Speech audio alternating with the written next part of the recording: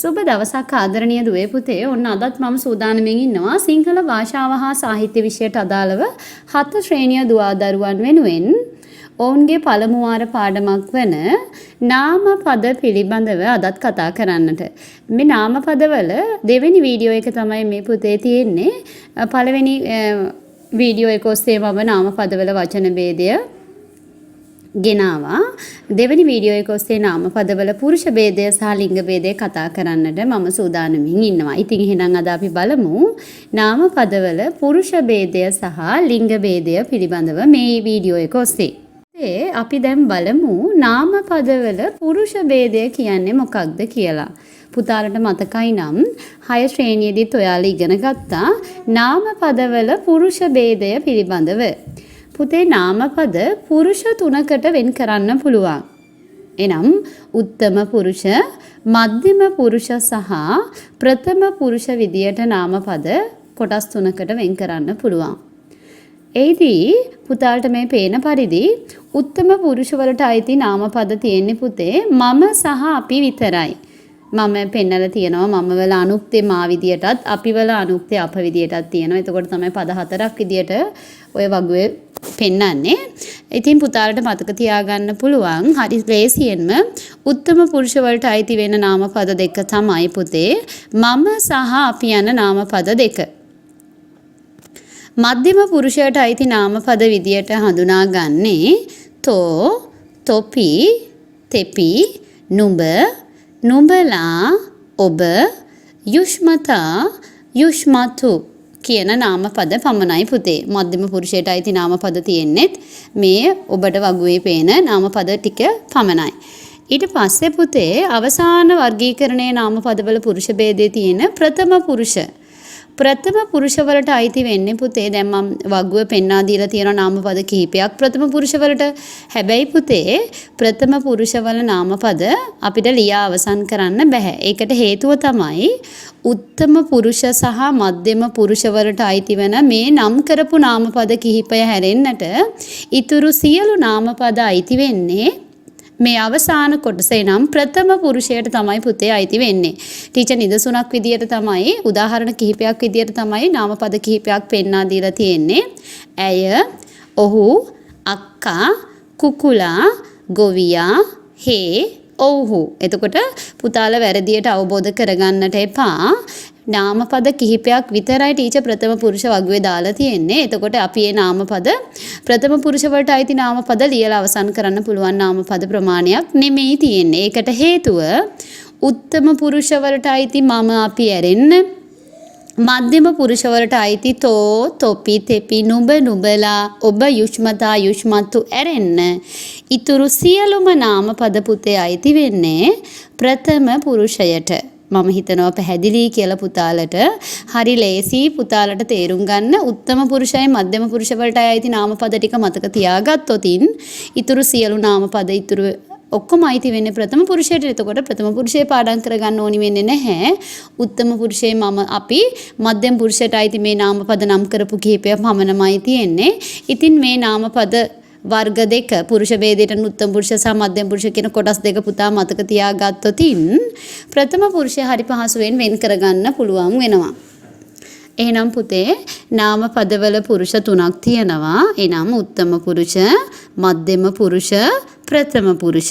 උත්තම පුරුෂයට අයිති නාමපද දෙකයි මම සහ අපි විතරයි තියෙන්නේ. ඒවයි අනුක්ත පද දෙකත් මම ඉස්සරහින් දාලා තියෙනවා. මධ්‍යම පුරුෂයට අයිති නාමපද කිහිපයයි තියෙන්නේ. මේ තියෙන ටික විතරමයි. තෝ, තොපි, තෙපි, නුඹ, නුඹලා, ඔබ, යුෂ්මතා, යුෂ්මතු. ඊට පස්සේ ප්‍රථම පුරුෂයට අයිති නාමපද ටීචර් කිහිපයක් විතරක් පෙන්වුවට පුතේ ප්‍රථම පුරුෂ නාමපද ලියලා අවසන් කරන්න බෑ. මොකද උත්තම පුරුෂ සහ මධ්‍යම පුරුෂයට අයිති නැති සියලුම නාමපද අයිති වෙන්නේ ප්‍රථම පුරුෂයට නිසා. මම හිතනවා නාමපදවල පුරුෂ භේදය පුතාලට පැහැදිලි කියලා. ඉතින් පුතාලගේ අභ්‍යාසයේ තියෙන ලිඛිත අභ්‍යාසයේ දිහාවට තමයි අපි දැන් යන්න සූදානම් වෙලා ඉන්නේ. ඔව් පුතාලගේ මේ කියවි පොතේ පිටුවක 41 තියෙන ලිඛිත අභ්‍යාසය තමයි පුතේ තියෙන නාමපදවල පුරුෂ භේදය අනුව ඔයාලට දීලා තියෙනවා නාමපද කිහිපයක්. රවුමක් ඇතුලේ. ඊට පස්සේ පුතාලට කියනවා මේ නාම පද රවුමේ ප්‍රධාන නාම පද ටික, ඒ නාම පද ටික කොටස් තුනට වෙන් කරන්න කියලා. උත්තම පුරුෂ, මධ්‍යම පුරුෂ, ප්‍රථම පුරුෂ විදියට රවුම් තුනට දාන්න කියලා තමයි තියෙන්නේ. එතකොට කලින් වග්ගයේ පෙන්වුවත් එක්කම පුතාලට හරි ලේසි ඒක මතක තියාගෙන මේ වැඩේ කරන්න. අපි බලමු නිවැරදිව කොහොමද රවුම් තුනට පුරුෂ තුනට අදාළව නාම පද මෙතන තියෙන ඒවා වෙන් කරගන්නේ කියලා. ඔව් පුතාලට මේ පේන පරිදි ඔන්න ටීචර් වෙන් කරලා තියෙනවා පුරුෂ තුනට අදාළ නාම පද.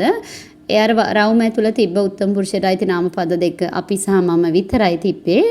මධ්‍යම පුරුෂයට අයිති නාම පද විදියට තිබ්බේ ඔබ, තොපි, නුඹ, නුඹලා කියන නාම පද 4 පමණයි. එතනත් පුතේ වැඩිපුරේ රවුම ඇතුළේ තිබ්බේ ප්‍රථම පුරුෂයට අයිති නාම පද. ඉතින් උත්තම පුරුෂයට සහ මධ්‍යම පුරුෂයට අයිති නැති සියලු නාම පද අයිති වෙන්නේ ප්‍රථම පුරුෂයට නිසා හරි පහසුවෙන් පුතාලට ඒක වර්ගීකරණය කරගන්න ලේසි. නාගයා, ගුරුතුමා, වෛද්‍යවරයා, පූජකතුමා, හෙදිය, කම්කරුවෝ, නීතිඥයා, නිලිය, ලේකම්තුමා, ක්‍රීඩකයෝ තමයි පුතේ ප්‍රථම පුරුෂයට අයිති නාම පද වෙන්නේ. ඉතින් මෙන්න මේ විදිහට පුතාලට පුළුවන් ලිඛිත අභ්‍යාසය නිවැරදිව කරන්නට. ඉතින් මේ වීඩියෝ එක ඔයාලට ඒ සඳහා පහසුවක් වේවි කියලා මම විශ්වාස කරනවා. හොඳයි පුතේ, නාම පදවල ලිංග ભેදය බලන්නයි අපි දැන් සූදානම් වෙන්නේ. නාම පදවල පුතේ ලිංග 3ක් තියෙනවා. එනම් ස්ත්‍රී ලිංග, පුරුෂ ලිංග සහ නපුංසක ලිංග. පුතාලා බලාවි ඔයාලගේ අභ්‍යාස පොතේ නපුංසක ලිංග කියලා ලිංගයක් වෙන් කරලා නැහැ. හැබැයි ඔයාලා තවදුරටත් ඉගෙන ගනිද්දී 8 ශ්‍රේණිය 9 ශ්‍රේණියට වගේ අධි පුතාලට තේරෙනවා නාම පදවල ලිංග 3ක් තියෙනවා කියලා. ඒ කියන්නේ පුරුෂ ලිංග, ස්ත්‍රී ලිංග සහ නපුංසක ලිංග විදියට. පුරුෂ ලිංග කියන්නේ පුතේ පිරිමි, ස්ත්‍රී ලිංග කියන්නේ ගැහැණු, නපුංසක ලිංග කියන්නේ පුතේ අප්‍රාණවාචී නාම පද. ඔව් පුතේ, දැන් අපි නාම පදවල ලිංග ભેදය නිදසුන් කීපයකින් තේරුම් ගන්නයි හදන්නේ. පුරුෂ ලිංග කියන්නේ පිරිමි, ස්ත්‍රී ලිංග නාම පද කියලා කියන්නේ ගැහැණු නාම පද, ගැහැණු බව හංගවන නාම පද. නපුංසක ලිංග කියන්නේ අප්‍රාණවාචී නාම පද. පණ නැති ඒවට පුතේ ලිංගයක් නැහැනේ. ස්ත්‍රී ලිංගවත් පුරුෂ ලිංගවත් කියලා වෙන් කරන්න බෑ. ඒවා නපුංසක ලිංග ගණයට තමයි අයිති වෙන්නේ. පුරුෂ ලිංග ස්ත්‍රී ලිංග කියලා කියන්නේ සත්ව නාම සහ පුද්ගල නාම තමයි පුරුෂ ලිංග ස්ත්‍රී ලිංග විදියට වෙන් වෙන්නේ. එතකොට ගිරවා පුරුෂ ලිංගය නම් ස්ත්‍රී ලිංග පදය ගිරවි, අලියා පුරුෂ ලිංග නම් ස්ත්‍රී ලිංග පදය කෙනෙර, අශ්වය පුරුෂ ලිංග නම් ස්ත්‍රී ලිංග පදය වෙළඹ, මුවා පුරුෂ ලිංග, එහි ස්ත්‍රී ලිංග පදය මුව දෙන, රජ පුරුෂ ලිංග, රැජින කියන්නේ ස්ත්‍රී ලිංග. පුතාලගේ පෙළ පොතේ ස්ත්‍රී ලිංග පුරුෂ ලිංග සකස් කරගන්න ආකාර කිහිපයකුත් පෙන්වා දීලා තියෙනවා. ඉතින් ඒ හැදෙන විදි ස්ත්‍රී ලිංග පුරුෂ ලිංග පද හදාගන්න පුළුවන් ආකාර තමයි තියෙන්නේ. ඒ වගේම නපුංසක ලිංග කියලා කියන්නේ අප්‍රාණවාචී නාම පද කියලාත් පුතාලා මතක තියාගන්න ඕනි. එහෙනම් නාම පදවල ලිංග ભેදය පුරුෂ ලිංග, ස්ත්‍රී ලිංග සහ නපුංසක ලිංග විදියට තමයි පුතේ කොටස් තුනට වෙන් වෙන්නේ. දැන් අපි බලන්න සූදානම් පුතාලට නාම පදවල ලිංග ભેදයට අනුව දීලා තියෙන ලිඛිත අභ්‍යාසයේ පිළිතුරු සාකච්ඡා කරන්න. පුතාලට පුරුෂ ලිංග නාම පද කිහිපයක් දීලා තියෙනවා. ස්ත්‍රී ලිංග පුරුෂ ලිංග නාම පදවල ස්ත්‍රී වාචී නාම පදය ලියන්න කියලා. අපි බලමුකෝ පිළිතුරු ටික. ඉබ්බගේ ගැහැණු ස්ත්‍රී ලිංග පදය තමයි පුතේ ඉබ්බි. කුරුල්ලා කිරිල්ලි. වස්සා වැස්සි. පුතාණන් ස්ත්‍රී ලිංග පදේ දුව. අලියා කෙනෙර. ලේඛක ලේඛිකා. පිරිමිණන් ස්ත්‍රී ලිංග පදය තමයි ගැහැණු. කපුටා කපුටි.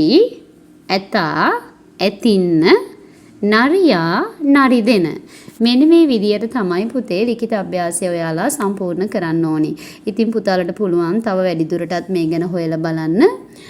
පුතාලා ගොඩ නාම පද පුතාලා දන්න නාම පදවල ස්ත්‍රී වාචී පදය හොයන්න. එතකොට පුතාලා තව දුරටත් මේ වචන වලට සීමා වෙන්නේ නැතුව තවත් ස්ත්‍රී ලිංග පද ගොඩක් ඉගෙන ගන්න අවස්ථාව ලැබෙනවා. ඉතින් පුතාලට ආරාධනා කරනවා ඉතින් මේ වගේ පාඩමෙන් පාඩමට අපේ YouTube channel එකත් එක්ක සම්බන්ධ වෙන්න කියලා.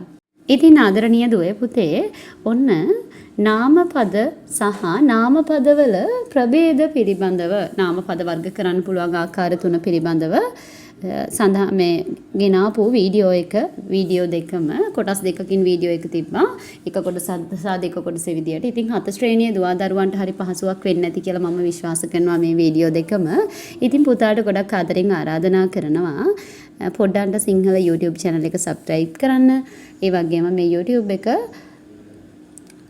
එකේ ඔබ වෙනුවෙන් පළවෙනි වීඩියෝ නරඹමින් ඔබේ අධ්‍යාපන කටයුතු වලට ඒ රුකුලක් කරගන්න කියලාත් ගොඩක් ආදරෙන් ආරාධනා කරනවා. channel එකත් එක්ක දිගටම රැඳී සිටින්න කියලා. ඉතින් දුවේ පුතේ එහෙනම් නැවතත් වෙනත් දවසක අලුත් පාඩමකින් හමු වෙමු. සුබ දවසක්.